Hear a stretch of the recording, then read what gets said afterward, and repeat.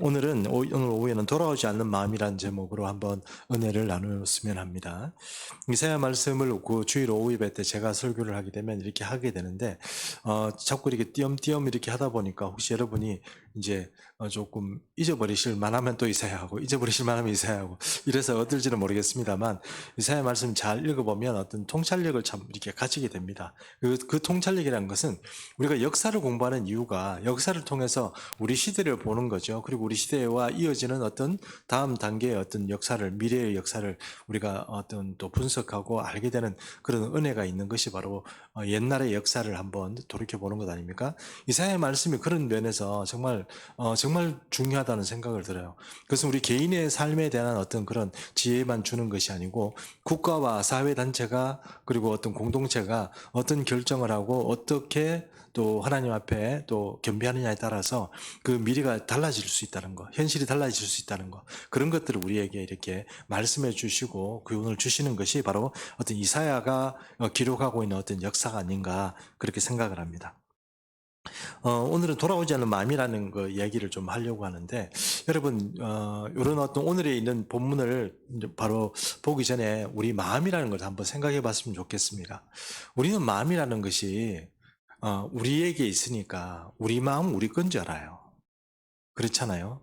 사람 마음만 먹으면 되지 이렇게 하지만 여러분 우리 삶에 자세히 생각해보고 우리 자신을 한번 돌이켜보세요. 마음이 진짜 우리 거예요? 마음이 여러분을 지배합니까? 여러분이 마음을 지배합니까? 이 두 개가 같은 것 같지만 따로 돌아요. 그렇지 않습니까? 내가 뭐 일어나서 뭘 해야지 생각하지만 몸은 어때요? 못 일어나죠? 그렇죠? 예, 오늘 새벽 기도 가야지 이러지만 몸은 어떻게 해요? 새벽 기도 못 가죠? 뭐 그런 일이 자꾸 벌어지는데 이것이 마음하고 우리가 뭐 가지고 있는 어떤 의지나 생각이란 나 자신과는 이게 별개로 논다는 것을 알게 돼요. 결론적으로 얘기하면 우리는 마음이라는 것이 어떤 교훈을 듣고 어떤 은혜가 받고 이러면 바로 돌이킬 수 있을 것 같지만 그게 그렇게 안 된다는 거예요. 우리도 그렇지만 그것이 국가사회도 마찬가지고 공동체도 마찬가지인 거예요. 그러면 어떤 공동체가 아니면 국가사회가 어느 방향으로 가고 있는데 그것을 하나님께서 야 스톱해 그쪽으로 가면 안 돼 이렇게 뭐 코멘트를 주시고 그렇게 하신다고 그래서 그 쉽게 돌아오느냐, 역사적으로 보면 그게 안 돌아온다는 거예요. 그러면 하나님께서 왜 그렇게 돌이키지 않고 가는 어떤 그러기에 대해서 말씀을 보내주신다는 뜻은 선지자를 보내주신다는 뜻이에요. 선지자를 보내시고 선지자들이 또 말을 곱게 합니까? 그렇지는 않잖아요. 그 사람들 귀에 듣기 좋게 말랑말랑한 말을 하고 소프트한 말을 하는 게 아니지 않습니까? 그럼 저 사람은 뭔데 남한테 심정 상하게 별로 기분 안 좋게 저런 식으로 얘기하고 더 기분 나빠서 뭐 교회 못 다니겠다. 기분 나빠서 설교 못 듣겠다. 이런 생각이 들을 만큼 이 선지자들 말을 강력하게 하고 이 사람들의 마음을 터치를 하고 막 뚫고 사람의 마음을 막 뚫고 지나가는 것 같은 그런 말을 많이 한단 말입니다. 그럼 현대 목회나 이런 데서 보면 뭔가 좀 이렇게 사람에게 기력을 주고 기운을 주고 막 이렇게 해야 되는데 회개하라 이 못된 것들아 내 마음에 있는 것을 자꾸 뭐 이렇게 자기 자신을 주님 앞에 뭐 예수의 피로 정결케 하고 막 자꾸 이렇게 얘기하면 뭐 나도 나름대로 하는데 왜 자꾸 저런 소리 하냐 하는 생각을 하게 된단 말입니다. 이게 마음이 안 돌아오는 거예요. 그래서 제가 말씀드리잖아요. 마음이 내 것 같지만 이 마음만 먹고 마음이 제대로 돌아가고 작동이 제대로 된다 그러면 못할 일이 뭐 있겠어요. 우리가 신앙적으로 못 살 게 뭐 있겠어요. 근데 그 마음은 우리 것이 아니에요. 거기는 전쟁터가 같고 이래서 내가 다 장악하고 있는 것 같고 내가 하나님 위해서 이렇게 살고 결단하면 마음이 확 따라오고 인생이 확 그렇게 따라갈 것 같지만 그렇게 안 된다는 거예요. 그래서 마음이 하나님 앞에 돌아온다는 것은 참 어려운 일이다 하는 것입니다. 예를 들어서 오늘 우리가 이스라엘 선교에 대해서 좀 배웠지 않습니까? 그죠? 네, 그렇게 배우는데 오늘 이스라엘 그 선교사님도 뭐 2018년도부터 사실 이스라엘 가서 뭐 선교하고 그런 마음이 있었지만 저도 마찬가지예요. 예, 어떤 일이냐면, 저도 이제 그 미국에서 공부할 때, 제가 한번 가능삼아 그런 일을 말씀을 드린 적이 있는데, 어느 날 학교로 가려고 가방을 이렇게 메고, 에코백이라고 이렇게, 천 가방이 있잖아요. 예. 그 가방에 뭐 책이 너무 무거우니까, 그걸 뭐 어떻게, 뭐 들고 갈 수도 없고 이래가지고, 그걸 이제 뭐, 에코백 메고 이렇게 가방 하나 들고 이렇게 가는데, 노트북 들고 막 이렇게 가는데, 막 가는데 갑자기 하나님께서 제게 이렇게 얘기하시는 거예요. 너는 내가 원하는 교회를 하겠다고 하면서 왜 나를 한 번도 안 찾아오냐? 이렇게 말씀하시는 거예요. 그래서 제가 학교 가다가 버스를 타고 가야 되는데 가다가 섰어요. 길거리에서. 서가지고 무슨 말씀입니까? 제가 주님을 안 찾다니요. 제가 주님을 안 찾아가다니요. 뭐 새벽마다 아침에 일어나면 기도하고 저녁에 잘 때 기도하고 뭐 교회 학교에서 뭐 이렇게 뭐 체포할 때 기도하고 또 뭐 어디 교회 가서 기도하고 다 예배드리고 하는데 내가 주님을 안 찾다니 무슨 말입니까? 그리고 내가 원하는 교회가 도대체 내가 원하는 교회라는 것이 그러니까 주님께서 원하시는 교회라는 게 뭡니까? 이런 거 질문을 생기지 않겠습니까? 그래서 막 고민을 하고 있는데 여러분 제가 그때부터 이제 이스라엘 선교단체 그리고 이스라엘 랍비들 뭐 이런 사람들을 제가 이제 만나기 시작한 계기가 되는 거예요. 그러면서도 그 미국에서 공부하는 동안에도 저는 마음이 이스라엘 선교나 이스라엘에 대해서 특별한 마음이 있었느냐? 아니요, 없었어요. 근데 그것이 제 마음에 바로 하나님께서 도대체 원하는 교회라는 게 뭘까 하는 고민을 그렇게 생각하고 있습니다. 생각했었어요. 그러면 저는 기본적으로 하나님께서 원하시는 교회는 성령이 충만한 교회, 성령의 역사가 나타나는 교회. 그래서 초대교회 시대 때 사도들이 활동했던 것처럼 그런 역사가 있는 교회가 주님이 원하시는 교회라고 생각했었어요. 근데 신앙적인 바탕이 빠진 거예요. 신앙적인 기본이 빠져 있는 거예요. 그 근본 뿌리가 빠져 있는 거예요. 그 근본 뿌리가 오늘 뭐 우리 성미사님은 이스라엘이라고 얘기했는데 그 이스라엘을 떠나서 바로 이 하나님께서 가지고 있는 이 하나님 나라라는 이 복음 자체가 명확하게 우리에게 인지가 되지 않으면 이게 아무것도 이게 해결이 안 되는 거예요. 그리고 제가 말씀드린 것처럼 이 하나님 나라는 반드시 이스라엘하고 연결이 되게 되어 있어요. 왜냐하면 하나님 나라는 사람이 만들어가는 나라가 아니에요. 우리끼리 북자북자 잘해보자. 이래가 우리가 뭐 성령 충만하자. 은혜 받자. 이래가지고 만들어진다고 해서 생기는 게 하나님 나라가 아니에요. 말 그대로 하나님께서 통치하시는 나라인데 하나님이 통치하시는 방법이 있고 하나님이 통치하는 그런 그 시스템 안에 들어오는 사람들이 있고요. 그리고 그 사람들을 통해서 이루려고 하는 목표가 있는 거예요. 거기에 대해서 우리가 인지하지 못하고 깨달음이 없다 그러면 그건 자기가 목회하는 거고 자기 교회 하는 거죠. 하나님하고 무슨 상관이 있는 거예요. 그거를 여러분 깨달은 거예요. 제가 오랜 시절이 그렇지만 그러니까 한국에 있는 대부분의 목사님들은 어떻게 생각해요? 그냥 성령 충만하고 뭐 말씀 잘 전하고 뭐 그런 것만 이제 어떤 뭐 교회의 어떤 목표라고 생각하고 하나님 주님이 원하시는 교회라고 생각하지만 아니요, 그게 아니에요. 항상 드리고 싶은 말씀은 저거예요. 우리가 뭘 잘하는 그런 교회가 아니고 하나님이 원하는 그 프로젝트 안에 하나님이 이렇게 밀어주시는 그 파도 위에 우리가 그 리듬을 타고 올라타야 되는 거예요. 그게 가장 잘 나가는 우리 개인이고 또 잘하는 그런 공동체고 그런 교회인 거예요.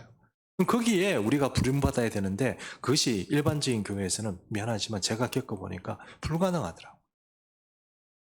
제가 오늘 우리 모교회에 가게 되지만 모교회에서 그런 것들을 좀 해보려고 성경 공부도 하고 막 이랬는데 다 전달됐다고 생각은 안 해요. 왜냐하면 저 자신도 이 보이는 사람들은 하나님이 원하시는 그런 교회를 지향하고 나가야 되는 그런 목표점은 가지고 있고 지향점은 가지고 있는데 환경이 안 그래요. 그러니까 저도 어떤 생각이 들었냐면 우선 사람들하고 뭐 은혜롭고 또 우선 뭐 이렇게 우선 이분들하고 같이 뭘 이렇게 잘 지내고 이런 것들만 사실은 트레이닝을 받는 거예요. 하나님께서 부르시고 소명하고 죽기 살기로 따라가야 되는 소명, 목표 이런 어떤 성교적인 어떤 그런 어떤 지향점 이런 것들이 훈련이 저 자신도 해보려고 했는데 그게 잘 안 되더라는 거예요. 그 예수비전 중순교회 왜 생겼다고 생각하십니까? 제가 생각인 그래요. 주님이 원하시는 교회를 하고 싶은 거예요. 그런 교회를 주님이 하고 싶은 거예요. 그런 교회를 하고 싶은 거예요. 그러니까 우리가 어려운 시간들을 서로 이렇게 좀 어떤 마음들을 맞추기 좀 어려운 시간들을 좀 거쳐왔지만 결국은 여러분 성령의 은혜 가운데서 주님이 원하시는 교회를 우리는 하게 될 거예요. 왜냐하면 그것 때문에 우리가 개척을 한 것이고 우리가 그것 때문에 부르심을 받았기 때문에 그렇다는 거예요.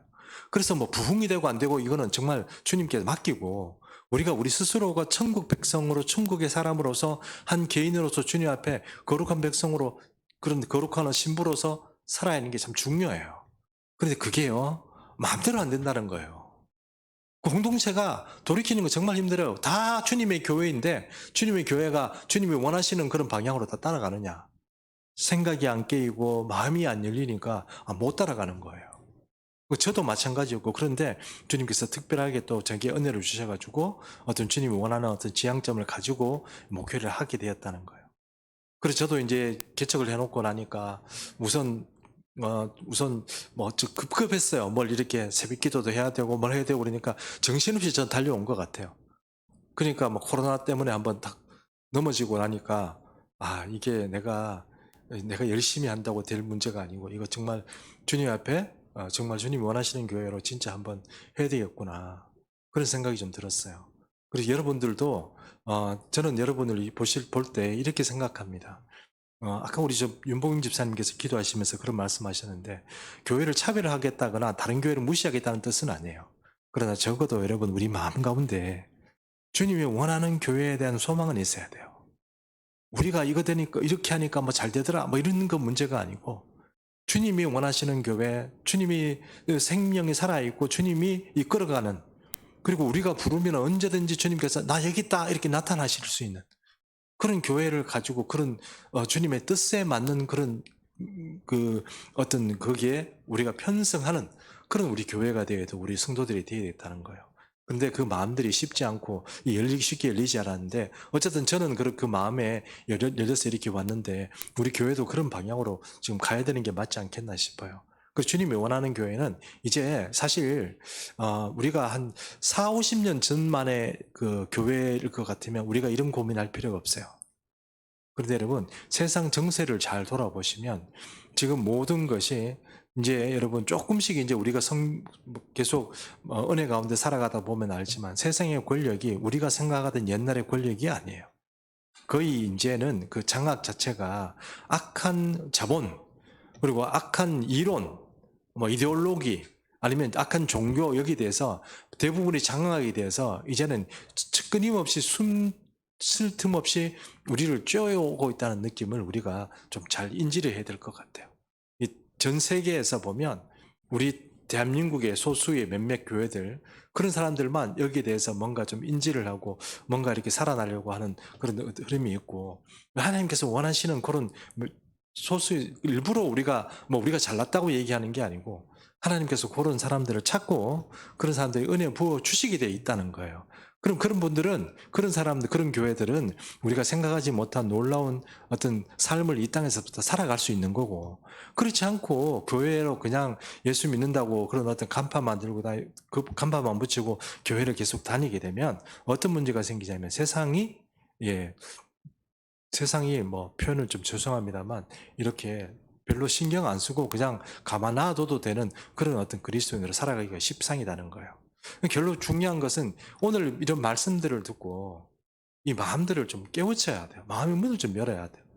주님이 이렇게 메시지를 던지고 이렇게 할 때는 우리가 마음을 돌이키라고 하는데도 아직도 여전히 난 잘 모르겠어, 뭐 이렇게 되면 곤란하지 않겠어요. 그래서 이스라엘 백성들에게 오늘 이야기는 북이스라엘 백성입니다. 남유다가 아니고요. 성경 본문은 북이스라엘 백성에게 하나님께서 엘리야나 아니면은 또 아모스 선지자 같은 사람들을 북이스라엘로 계속 보내가지고 이 사람들의 마음을 계속 터치하고, 너 이렇게 살면 안 된다고 아주 그런 심각한 어조로 그런 사람들이 얘기했음에도 불구하고 북이스라엘은 자기 가던 길을 멈추지 않고 그대로 가버렸어요. 그런데 놀랍게도 여러분, 우리 대한민국 사회가, 한국 교회가 지금 가고 있는 모양이 북이스라엘하고 비슷해요. 남유다만큼이라도 따라갔으면 좋겠는데 그게 아니고 북이스라엘하고 비슷해요. 왜냐하면 대한민국이라는 나라가 어느 순간 한 10년 전만 해도 꿈도 못 꿀 일들이 대한민국 속에서 많이 일어났어요. 우리나라가 지금 뭐 BTS 알죠? BTS 뭐 제가 이런 얘기하면 무슨 우리 유튜브 이런 데서 말하는 것처럼 국뽕이다 뭐 이렇게 얘기할지 모르지만, 우리는 이해하지 못할 만큼 대한민국이라는 사회가 좋아졌어요. 외국인들이 우리나라에 한번 살아보면 옛날 미국에 우리 한국 사람이 가서 살다 보면 안 돌아왔거든요. 지금은요, 돌아옵니다. 돌아와요.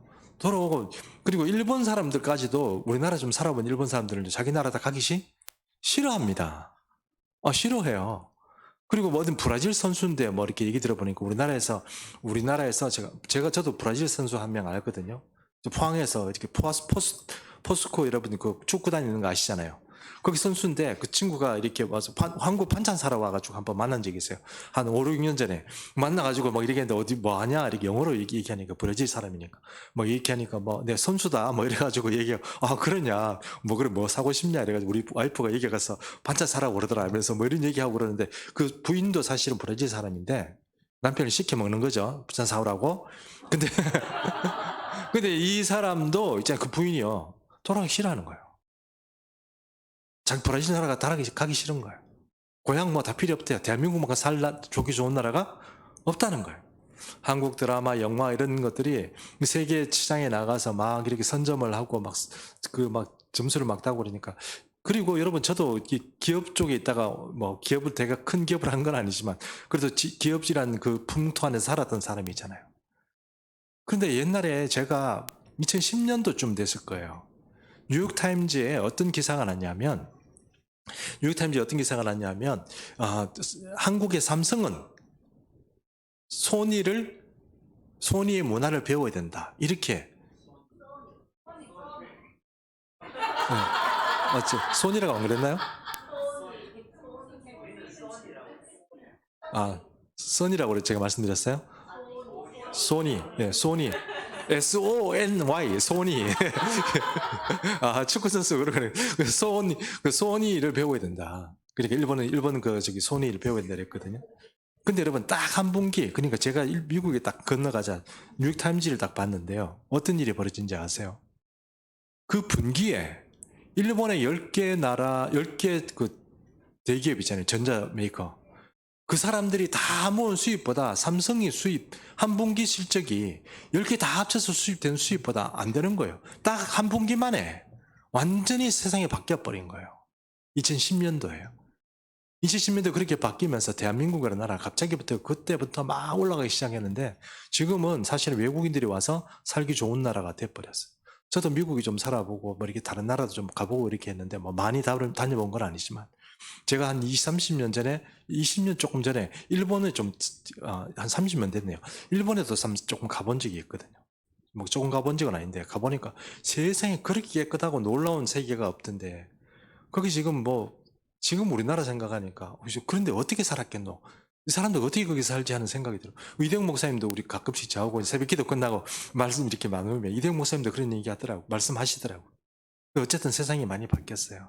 그러면 그만큼 우리나라가 많이 겠는데 이게 북이스라엘하고 남유다 사이에서 북이스라엘이 그런 호사를 누린 적이 있어요. 지금 우리가 호사를 누리고 그랬던 것처럼. 그런 북이스라엘이 호사를 누리고 이러니까 이 사람들이 물질이 풍부해지고 국방력도 강해지고 그 다음에 우리도 요즘 국방이 강해진 거 아시죠? 우리 뭐 K9 저주포 뭐 수술하고 막 이러잖아요. 비행기도 만든다고 그러잖아요, 지금. 네. 나라호인가 뭐 그 올라가가지고 지금 뭐 촬영 잘하고 있죠. 꿈도 못 꾸던 얘기예요, 사실은. 그런 이야기가 이게 한 10년 상간에 일어난 일이에요. 이 도대체 어디까지 어떻게 될지 모르지만 계속 우리나라가 이렇게 발전되는데 그것처럼 북이스라엘이 그런 사이였어요. 말도 많아요. 말이 많다는 얘기는 국방력이 강하다는 뜻이거든요. 말도 많이 생기죠. 하여튼 모든 문제 통상 그러니까 그 중간에 있으면서 이집트로 오는 거, 또 그쪽에 오리엔트 지역으로 가는 거, 유럽 쪽으로 터키 쪽으로 그 위로 가는 거 모든 그 길목에 있으면서 다 챙겨 먹는 거예요. 그게 북이스라엘이거든. 자기가 잘 되니까 이게 교만해지기 시작하는 거예요. 자기 망할 줄 모르고. 하나님도 우습게 여기고 여러분 잘 아시는 것처럼 베델과 단에 성화지를 만들어 놓고 거기서 우상숭배를 하기 시작하는 거. 여러분 마음이 우리 생각에는 하나님께서 막 치고 이러면 사람들이 돌아와야 될 것 같지만 교회도 마찬가지. 그러니까 여러분 우리가 그 마음을 진짜로 하나님께 붙이고 산다는 거 진짜 힘들어요. 쉬울 것 같죠? 천만에만. 우리가 이스라엘 뭐 이렇게 얘기하니까 이런 얘기 밖에 나가서 해보세요. 우리 교단은 그래도 좀 덜해요. 왜냐하면 해외에서 조금 배우고 있는 분들이 있거든요. 합동 가보세요. 뭐 이단시해요. 뭐 어떤 그런 이상한 소리는 그런 막 그 정도예요. 그러니까 깨우치고 하나님의 음성을 듣고 그렇게 타지 않으면 눈도 안 열려요. 눈이 열려야 마음도 열리는데 이게 안 돼요.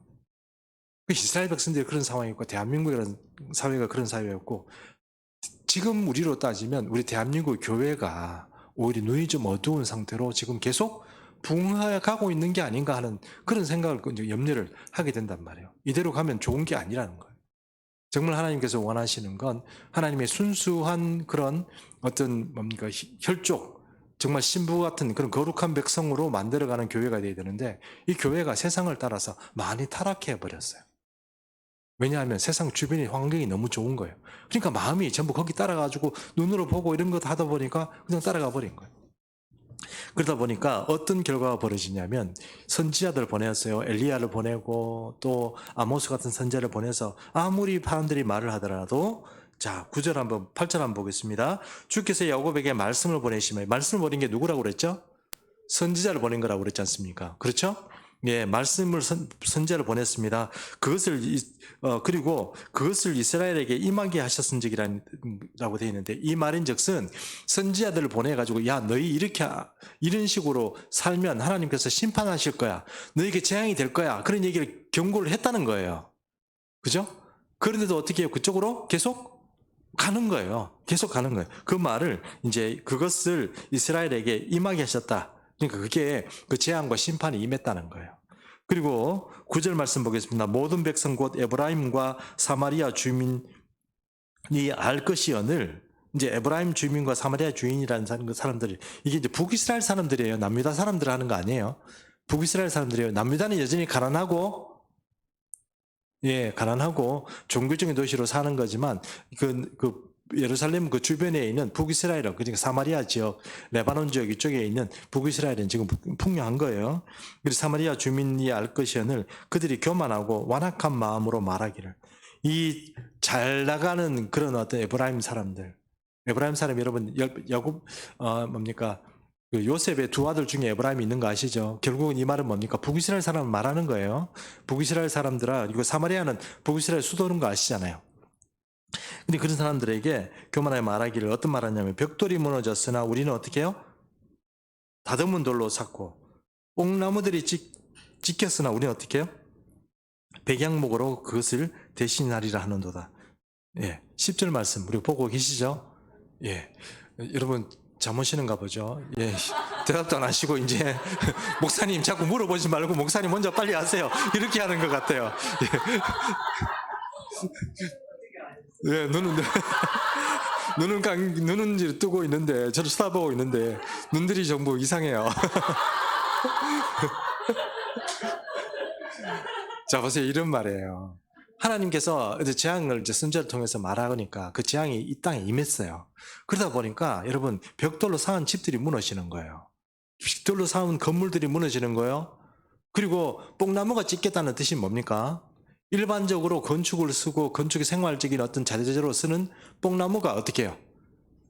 없어졌다는 거예요. 그러면 우리가 이거 어떻게, 하나님께 우리가 잘못하고 선지자가 그렇게 얘기했는데 우리가 이렇게 살아서는 안 되지, 이렇게 회개해야 되잖아요. 그런데 뭐라고 얘기하냐면 이렇게 얘기한다는 거예요. 뭐라고? 벽돌이 무너져? 그럼 우리가 잘 됐다. 무너버린 거 치워버리고 어떻게 해요? 따듬은 돌로. 그죠? 따듬은 돌 보통 뭐라고 하죠? 우리 요즘으로 말하면 대리석 같은 걸로 해가지고 집을 더 멋지게 지으면 되지. 그 얘기거든요. 아유, 뭐, 그래요. 그러면 하나님께서 그렇게 얘기한다 그러면, 참, 그거는 뭐, 웃기네. 우리가 뭐 집을 좀 더 잘 지으면, 좋은 재료를 지으면 되지. 벽돌 없어졌다고 뭐 집 못 짓나. 이렇게 얘기한단 말이에요. 뽕나무는요, 보통 일반적으로 짓는 가정의 어떤 그 제목들이, 나무 재질들이 뭐예요? 뽕나무인데, 그거 없으면 뭐, 어떻게 하라고. 그럼 우리 어떻게 해? 레바논에서 뽕나무 수입해와가지고, 쓰면 되지. 그게 걱정이가. 이렇게 된단 말이에요. 그렇게 어떻게 해요? 이스라엘 백성들, 그러니까 남북 이스라엘 백성들이 완악하게 하나님에 대해서, 심판에 대해서, 그럼 어떻게 하실래요? 우리 이렇게 할 거예요. 이렇게 말해버린다는 거예요. 왜요? 재정이 되잖아요. 돈이 있잖아요, 지금. 맞죠? 통상이 되지 않습니까? 힘도 있고요. 그러니까 하나님이 뭐 좀 친다고 해서 우리가 그거 가지고 그렇게 쫄거나 떨 필요가 없다는 거죠. 그런 얘기를 하니까 이스라엘 백성들 입에서 하나님께서 좀 쳤다고 하면은 우리가 이렇게 하면 되지 않은 그런 말이 서슴없이 지금 나오는 거예요. 자, 그렇게 되면 이제 11절 한번 보겠습니다. 그러므로 여호와께서 르신의 대적들을 일으켜 그를 치게 하시며 그의 원수들을 격동시키시리니 이렇게 되어 있습니다. 자, 이제 이거 가지고 안 되는 거예요. 생활이 어려워요. 예를 들어서 가뭄이 나요. 뭐 열매들이 뭔가 살기가 힘들어져요. 물가는 자꾸 오르죠. 기름값이 너무 올라서 다니기 힘들어지죠. 생활에 뭐 사람들이 뭐 내가 뭐 가게를 하는데 내 걸 잘 안 사요. 뭐 그다음에 자꾸 뭐 아르바이트 하는 분들을 자꾸 저건 올라가요. 우리 예은이처럼 청년들은 아르바이트 할 자리가 없어요. 예, 아빠한테만 계속 돈 손벌려야 돼요.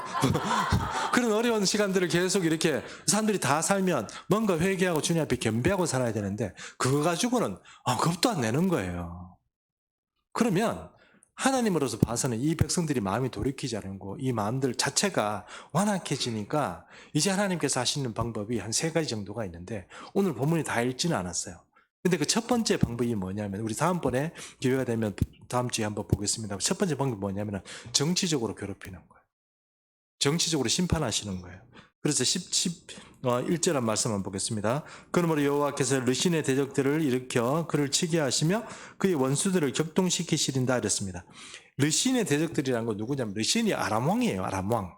그러니까 아람왕이라는 것은 여러분 아람이 바로 그 북이스라엘 위에 있는 나라인 거 아시죠? 근데 이거하고 무슨 상관이냐 이렇게 생각할지 모르지만 이 아람왕은요 이 북이스라엘과 더불어서 그 강력한 북쪽 나라의 어떤 그 왕이에요. 그럼 이 왕이 격동된다는 얘기는 어떤 거냐면 누가 이 원수들이 쳐들어와 가지고 자꾸 이 아람을 괴롭힌다는 뜻이에요. 그럼 이 아람도 자기가 자꾸 괴롭힘을 받으니까 자기도 어떻게 해요? 격동한단 말이에요. 자기도 격동한다는 뜻이 뭔지 알죠? 막 흥분해가지고 막 주변 나라 치기 시작하고 뭐 점점 더 정치적으로 그런 문제들이 일으킨단 말이에요. 그렇게 되면 그 바로 밑에 있는 북이스라엘이 국경을 맞이하고 있는데 누가 제일 괴로워요? 북이스라엘이 괴롭단 말이에요. 그러면 아람을 누가 칩니까? 아수르가 치겠죠. 아수르 같은 그 세계가 있고요. 아람을 괴롭히고 그 다음에 이제 저 밑쪽에 보면 남유다는 북이스라엘을 치기가 힘들어요. 아까 말씀드렸잖아요. 촌에 뭐 이렇게 별로 가지고 있는 게 없는 존재가 처음에는 모르겠는데 가면 갈수록 빈부격차가 뚜렷해지는데 어떻게 쳐들어가겠어요, 남유다가. 남유다는 신경도 안 써요. 그런데 이 해변 쪽에 있는 뭡니까? 해양민족이었던 뭡니까? 팔레스타인 쪽 있죠. 블레셋이라고 하는 많은 사람들. 그 사람들은 어떻게 해요?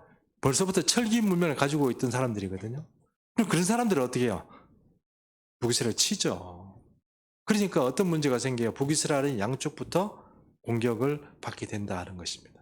그리고 오늘 우리가 다 읽지는 않았지만 13절에 보면 그리하여도 그 백성이 자기들에게 치시는 이에게 돌아오지 아니하며 만군의 여호와를 찾지 않는도다 이렇게 되는데 이거는 결론적인 말씀이기도 하고 이게 뭡니까? 정치적으로 국가적으로 이렇게 하나님께서 이렇게 막 격동시키고 정세를 불안시키고 이렇게 주변 나라들을 통해 가지고 우리도 마찬가지잖아요. 북한도 있고 중국도 있고 그렇죠? 일본도 있고 맞죠? 예, 그런 일이 좀 불안해하는 그런 정국이 계속 벌어지는데도 회개를 안 한다. 그러니까 13절의 말씀이 그 말이잖아요. 그래도 이 백성이 어떻게 해요? 자기를 치시는 이에게 돌아오지 않는다. 이렇게 마음이 안 돌아온다는 거예요. 그런 얘기를 지금 13절에 하고 있어요. 그리고 그 이후에 보면 어떤 얘기가 나오냐면 정치적인 몰락 얘기도 나오고요. 그리고 마지막 그 부분에 보면 이 9장 마지막 부분에 보면 사회적인 혼동도 나오고 그리고 10장이 넘어가면 어떤 얘기가 나오면 도덕적으로 타락하게 되는 그런 이야기도 나오게 되고 결국은 무엇입니까? 북이스라엘이 아수르에 두들겨 맞아서 망한다. 그 얘기거든요. 결론이거든요. 그럼 여러분 우리의 삶에 있어서 우리의 마음 자체를 다스려야 된다는 거 이거 참 중요한 것 같아요. 지금 우리 국가를 신경 쓰고 이럴 문제는 아니잖아요. 그래서 여러분 하나님의 그러니까 이 북이스라엘과 비슷한 상황에 들어있는 이 대한민국이라는 사회에서 그리고 신앙생활하는 우리가 여호와의 경고, 여호와께서 우리에게 주시는 말씀을 잘 알아듣고 다른 사람들은 저렇게 하던데 다른 교회는 저렇게 편하게 하던데 다른 교회들은 저렇게 부유하게 뭐 하던데 거기 마음이 현혹되지 말라고요. 그런 마음에 우리가 잘한다는 뜻은 아니지만 그래도 최소한 다른 사람이 밖에 있는 분위기가 어떻게 된다 이게 문제가 아니고 진짜로 하나님께서 원하시는 것이 내게 원하는 것이 무엇인지 그리고 거기에 마음을 잡아야 되고 또 주님께서 정말로 원하시는 교회의 모습이 어떤 것인지 거기에 마음을 잡아야 된다는 뜻이, 돌아와야 된다는 뜻이, 마음을 지금 이 가는 대로 그냥 놔두면 안 되고 하나님께로 우리 마음을 돌이켜야 된다 하는 것입니다. 제가 이제 마지막으로 이제 이 말씀을 드리고 오늘 설교를 마치도록 하겠습니다. 예, 이렇게 마치는 거 좋죠? 네, 그래서 좀 부끄럽습니다. 설교를 이렇게 제가 잘해야 되는데, 네, 가끔씩 성도님들이나 다른 교회 분들도 마찬가지고, 뭐 우리 뭐 주변에 있는 분들을 이렇게 볼 때마다 제가 뭐 특별한 은사가 있어서 그런 건 아닌데 조금 이제 마음에 어떤 생각이 드냐 하면, 아, 저분이 저거를 좀 깨고 하면은 진짜로 하나님에게 중요하게 딱 쓰임받는 그런 사람이 될 텐데 아직은 불안하네, 이런 불안감을 느끼고 볼 때가 많아요. 제 눈에도 그렇게 보이는데 이거 주님 보시기에는 어떨까요? 왜요? 그 마음이 정리가 안 돼 있는 거예요. 그 마음이 주님께 완전히 안 붙잡혀 있는 거예요. 그러니까 그런 일이 벌어지는 건 자기도 잘 몰라요. 제가 말씀드리지만 그 사람이 악히거나 못되거나 그런 사람 아니에요. 근데 뭐가 문제예요? 마음이 주님께 안 붙여진 거예요. 자기 마음대로 안 되는 거예요. 그 버릇없는 마음을 주님 앞에 붙잡아 와야 돼요. 그래야 우리가 살아요. 우리 교회도 그래야 살아요. 그 주님의 마음이 있는 교회, 주님이 원하시는 교회를 위해서 저도 훈련 트레이닝을 그렇게 받았고, 여러분도 어쨌든 뭐 여러분은 이렇게 생각했던 저렇게 생각했던 어쨌든 이렇게 합쳐져가지고 교회를 이루게 되었는데, 어쨌든 우리는 주님의 뜻대로 살아가는 방법밖에 우리에게 살 길이 없어요. 꼭 우리가 뭐 예수 믿으면서 축복받고 뭐 사회적으로 출세하는 그 문제가 아니고, 진짜로 이 미래 세계, 하나님 나라의 그 세계에서 인정받는 하나님의 삶을 살아야 되는데, 우리 옆에는 주변에 정말 우리와 함께하는 전우가 필요하고 동지가 필요하잖아요. 그 동지가 여러분 아닙니까? 아닌가 보네요. 대답이 아무도 없어요. 저는 순간적으로 당황했습니다. 잘 생각해 보세요. 이 종말의 시대를 살아가면서 우리가 1인 메시지를 듣고 이렇게 살아갈 때 진짜 우리 동료가 누가 되어야 되는지 한번 생각해 보시고, 정말 우리가 의지할 사람이 누군지 한번 진짜로 생각해 보세요. 또 어떤 분들은 혼자 또 와 계시는 분들도 많이 계시잖아요. 왜 자식도 두고 이렇게 부인도 두고 남편도 두고 왜 여기 와 혼자 계시는지 한번 생각해 보세요. 주님 여러분을 부르신 거 아닙니까? 그러면 정말 우리가 동료가, 이게 우리가 정말 어떤 공동체에 미친 게 아니고 이데올로기에 미친 게 아니고 정말 하나님께 미쳐 있는 거, 이 마음을 주님께 이왕 미친 거 주님 앞에 순전하고 온전하게 거기에 우리가 올인하자고요. 네, 아멘이시죠? 네, 기도하겠습니다.